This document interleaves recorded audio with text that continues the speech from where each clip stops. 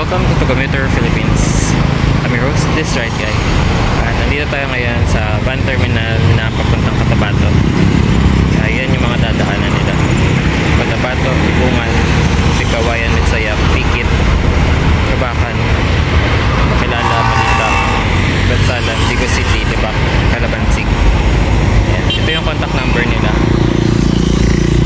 Ang pamasahe papuntang Cotabato ay nasa 600 pesos at ang schedule ay mula 4 AM hanggang 5 PM.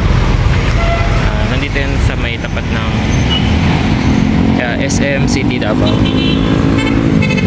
SM City Davao to, hindi SM Lanang.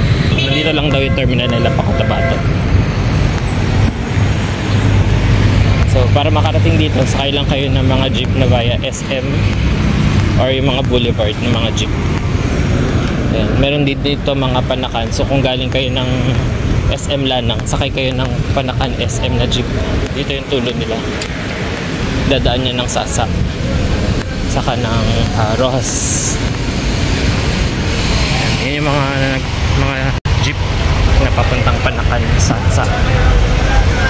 Panakan SM ang nakalagay. Alright, thank you for watching, and again, nandito tayo sa may van terminal ng Cotabato sa may SM Davao. Thanks for watching, and don't forget to like, share, and subscribe to my YouTube channel.